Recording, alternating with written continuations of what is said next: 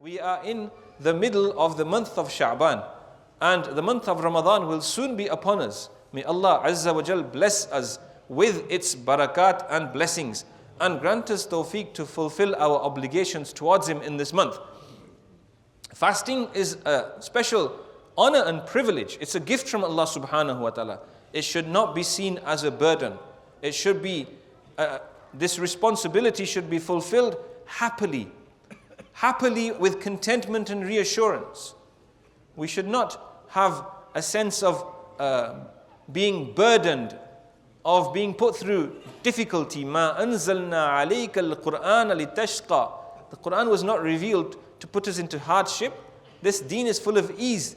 And the reality of the situation is that the spiritual benefits are there and well established and experienced by all alike, people who fast. But the physical benefits are there too. It's an opportunity for us to recalibrate, to get closer to Allah subhanahu wa ta'ala in a way which will do no harm to us whatsoever. Too often the focus in the month of Ramadan is on food. And mashallah, you see the aisles in the supermarkets and in the shopping centers, in the grocery stores, marked with Ramadan shopping, items on bargains to be purchased, bags of what you say, rice and flour and tin foods and all sorts of other preparations, masalas and what have you. Yes? The Ramadan deals. But this isn't the purpose of Ramadan. By all means, may Allah grant barakah to people in their tijara as well, in their business as well. But the focus is on the ibadah and fasting. That's what it's for. And so, it's not something that we should be thinking about all day. In fact, the pious, the awliya, they don't think of food when they're fasting. They don't plan a menu.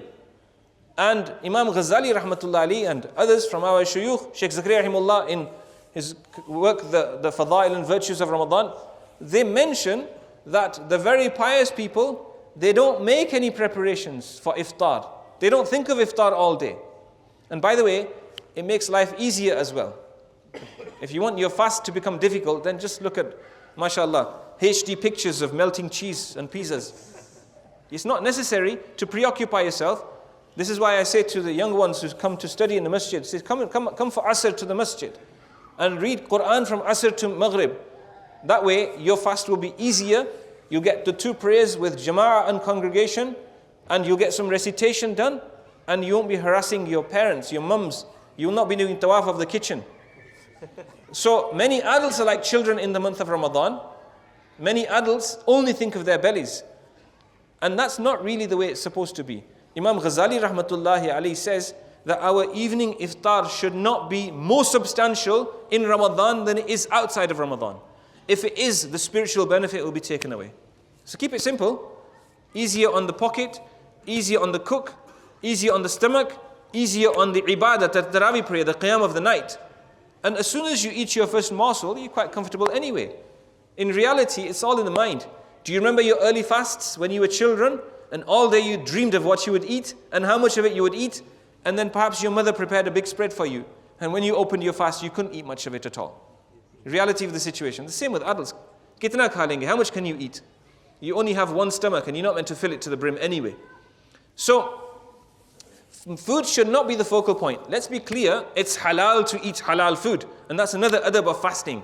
That you do iftar with halal income and halal food. You don't just eat anything randomly, which would destroy the virtue and value of the fast. Halal food, halal income, but in moderation. Now, very quickly, 3 levels of fasting. Imam Ghazali rahmatullahi says that the basic level of fasting is that you desist from eating and drinking and sexual intercourse. And he says this is the fast of the common man, the common person, the ordinary person who just does the bare minimum. But this will not take him very far. It's a huge blessing and privilege if he's given this tawfiq. Not take him very, very far on his spiritual journey. It's like a tick box thing. He's fulfilled his obligation, but the deeper benefits of fasting are when you go a bit further. So what's the second level of fasting? Shall I tell you? Or shall we stop? Yes.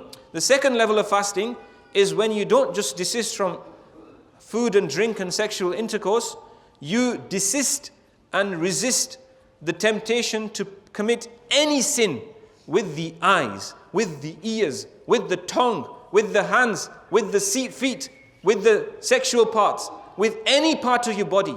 You don't go where you should not be going. You don't listen to what you should not be listening to. You don't eavesdrop and listen to backbiting. You don't say what you shouldn't say. You don't lie. You don't slander. Again, you don't backbite. You don't insult. You don't swear.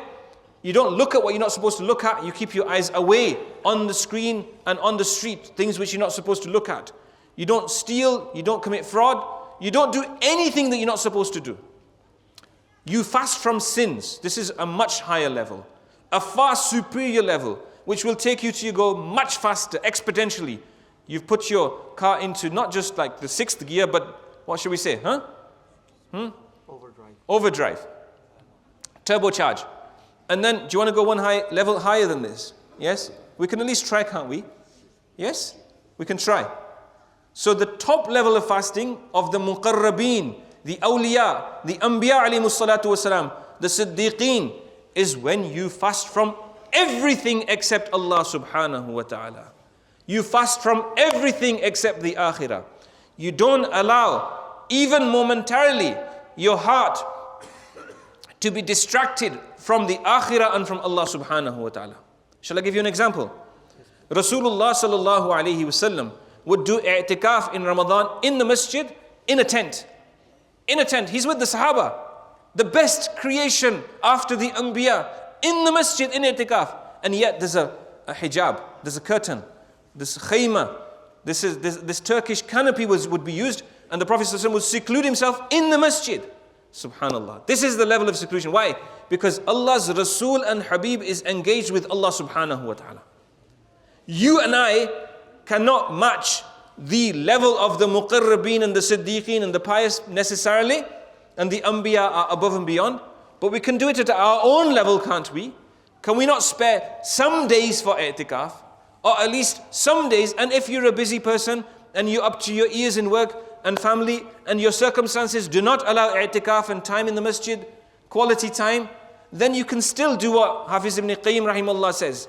He says, when you're in the wrong environment, then your heart should go up to the arsh of Allah subhanahu wa ta'ala. You detach yourself, you're physically present. You know when you swim? How many of you can swim? Okay, well, no answer.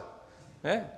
Oh. So if when you're swimming, you don't swallow the water, do you? Obviously, it's an obvious thing, isn't it? You are in the water, but you don't swallow the water. Well, we're in the dunya and we have to keep swimming. We have to keep our head above the water. We mustn't drown in the dunya. And our hearts mustn't drown. And so this is the idea. The top level of fasting is when your heart and mind are permanently attached to Allah subhanahu wa ta'ala. And with the barakat of Ramadan, with the locking up of the shayateen, with your fasting and avoiding of sins, Allah will make this very, very easy. We just have to make that attempt. May Allah grant me tawfiq, and may He grant you tawfiq as well.